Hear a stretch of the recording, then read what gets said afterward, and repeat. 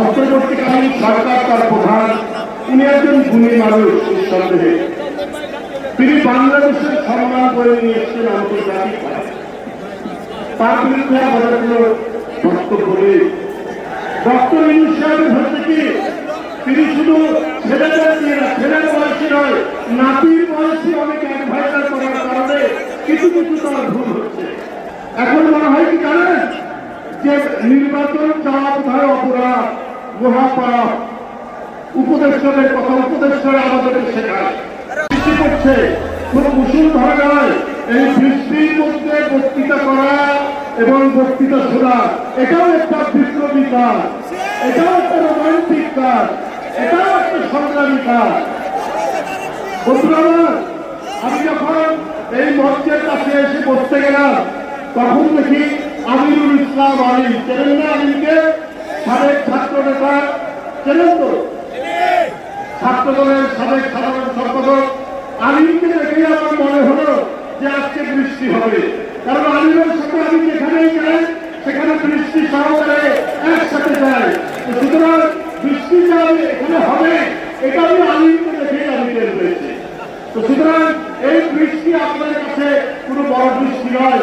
আমরা যখন রক্তাক্ত পথ অতিক্রম করেছি, আমরা যখন খুন খুন গুপ্ত হত্যাকে অতিক্রম করেছি, আমরা যখন শিকারপুরে বরণ করে নিয়ে আবু সাইদ, আহলাদ, মুগ্ধ এদের মতো অসংখ্য তরুণরা পথে তাদের জীবন উৎসর্গ করেছে, আমরা তাদের উত্তরসূরি, আমরা তাদের রক্ত ধারণ করি। আমরা তো বৃষ্টিকে ভয় করতে পারি না। সুতরাং আমাদের প্রধান অতিথি উনি বক্তব্য রাখবেন, উনার বক্তব্য শুনবেন। আপনাদেরকে শুধু একটাই বলছি, একটা কথা, অন্তর্বর্তীকালীন সরকার তার প্রধান, উনি একজন গুণী মানুষ নিঃসন্দেহে। তিনি বাংলাদেশের সম্মান করে নিয়ে এসছেন আন্তর্জাতিক। তার বিরুদ্ধে আমাদের কোনো বক্তব্য নেই। কিন্তু আমাদের মনে হয়েছে যে অনেক সময় অনেক নেতারা তাদের সন্তান তুল্য উপদেষ্টা বা মন্ত্রীদের নিয়ে সরকার গঠন করে। ডক্টর ইউনূস সাহেবের হচ্ছে কি, তিনি শুধু ছেলেদের নিয়ে না, ছেলের বয়সী নয়, নাতির বয়সী অনেক অ্যাডভাইজার করার কারণে কিছু কিছু তার ভুল হচ্ছে, কিছু কিছু তার ভুল হচ্ছে। এবং এই ভুলটা আসলে শোধরানোর দরকার। রাজনৈতিক দল সমালোচনা করবে, রাজনৈতিক দল আপনারা গণতন্ত্রের জন্য লড়াই করছে। আমরা যে কথা বলছি, এই কথা বলার স্বাধীনতার জন্য লড়াই করেছি। এই কথা শেখ হাসিনা বলতে চাইনি।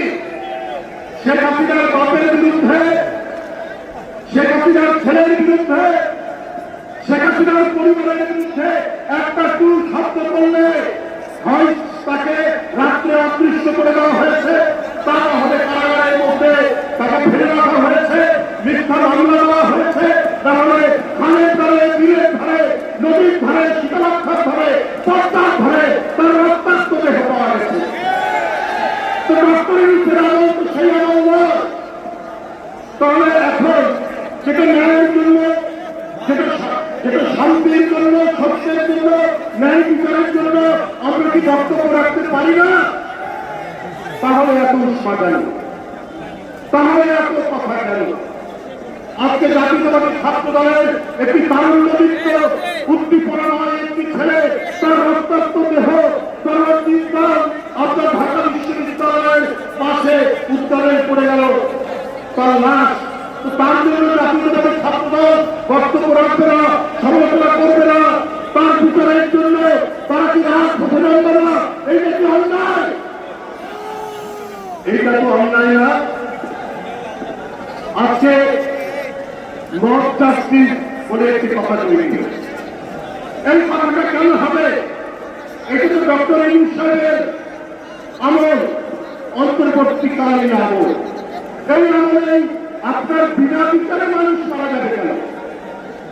তো সুতরাং সামনের জন্য ন্যায় বিচার চাওয়া এটা তো অন্যায় কিছু না। জাতীয়তাবাদী ছাত্র দল সেইটাই চেয়েছে। এখন মনে হয় কি জানেন, যে নির্বাচন চাওয়া কোথায় অপরাধ, মহাপাপ। উপদেষ্টাদের কথা উপদেষ্টারা আমাদেরকে শেখায়। আপনারা মনে হয় সবাই আপনার কোন স্কুল কলেজ কোথাও পড়াশোনা করি, উনারাই সব জানেন আমরা কেন নির্বাচন চাচ্ছি। এই জন্য তাদের খুব গোসা, তাদের খুব অভিমান, তারা খুব যুদ্ধ। আরে সংস্কার হয়নি, এখনই কেন নিয়ে যাওয়া? তো ভাই আপনারা কে? বসুন্ধরা ডায়াপেন্ট এখন আরো উন্নত। এই hot air through top sheet দ্রুত শোষণ করে সোনামণিকে দেয় কোমল অনুভূতি। আপনারা কোনদিন বৈশাখ মাস জ্যৈষ্ঠ মাসের মধ্যে গণতন্ত্রের জন্য একবার রাস্তায় দাঁড়িয়ে শেখ হাসিনার বিরুদ্ধে মিছিল করেছে? আপনারা করেননি, কিন্তু আমরা করেছি। করতে গিয়ে পুলিশের লাঠি পেটা খেতে খেতে খেতে খেতে আমাদেরকে নাজিমুদ্দিন রোড, নাহলে কেরানীগঞ্জ, না হলে কাশ্মীরপুরে পাঠানো হয়েছে। আপনাদের দু একজন উপদেষ্টা জেলে গেছে আমি জানি, কিন্তু তাহলে এখন মনে হচ্ছে আমরা যদি নির্বাচন চাই, নির্বাচন দিই, ওনারা মনে করছেন এইটা মহাপাপ আমরা করে ফেলেছি। এইটার বিরুদ্ধে কথা বলা যাবে না। মানবিক পরিবারের নামে বাংলাদেশের ভিতর দিয়ে একটি বিতর্কিত বিষয় হচ্ছে। পরিবারের বিরুদ্ধে রাজনৈতিক দল কথা বলতে পারবে না। এইটা কথা বলা গেলে দোষ, এইটা কি আমরা কথা বলতে পারবো না। আপনার চট্টগ্রাম বন্দর বিদেশিদের হাতে তুলে দেওয়া হচ্ছে। বাংলাদেশের যোগ্য লোক নেই। বাংলাদেশে একজন লোকের আজকে 53 বছর বিদেশির বয়স, সেই দেশে যোগ্য লোক নেই। তাহলে বিদেশিদের কাছে কেন চট্টগ্রাম বন্দর তুলে দেবে? এটা তো জনগণের প্রশ্ন। এটা রাজনৈতিক দল এই প্রশ্ন উত্থাপন করলে তারা অত্যন্ত রাগান্বিত হয়, তারা অত্যন্ত ক্ষুব্ধ হয়। নাতি নাতনি উপদেষ্টা বানালে সেই সরকার যে খুব অভিজ্ঞ সরকার হয় তারা ডক্টর ইউনূস সাহেব অভিজ্ঞ মানুষ, আমরা তার বিরুদ্ধে সমালোচনা নেই, কিন্তু তাকে তো বুঝতে হবে আসিফের কথা শুনে দেশ চালালে সেই দেশ খুব ভালো মতো চলবে না।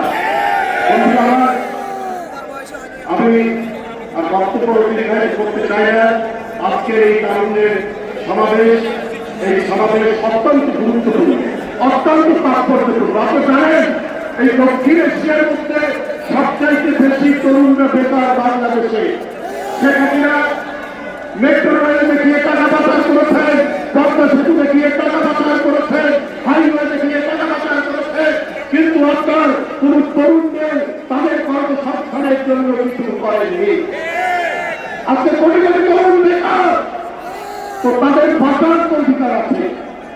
যে ছেলেটি মেধাবী ছেলে বিসিএস পরীক্ষায় উত্তীর্ণ হতে পারত, তার বাপের মামা শ্বশুর যদি বিএনপি করে তার চাকরি হয়নি, পুলিশ ভেরিফিকেশনে তার চাকরি আউট করে দেওয়া হয়েছে।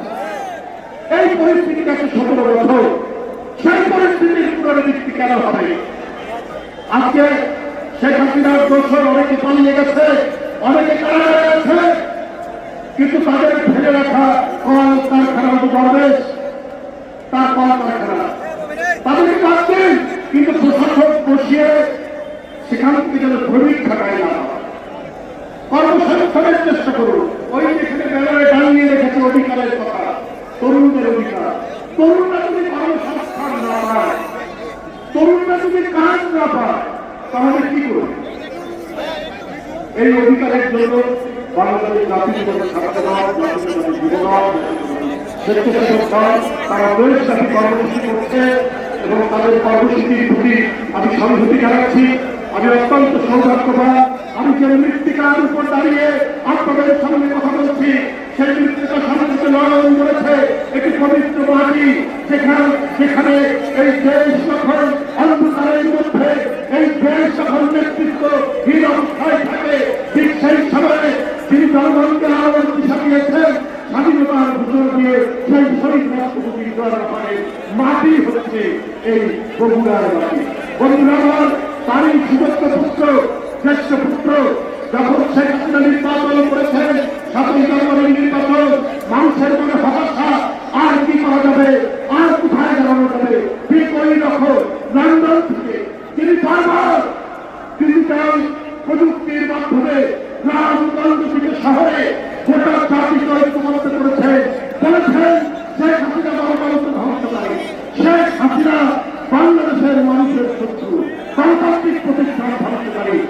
বিরুদ্ধে উঠে দাঁড়ান।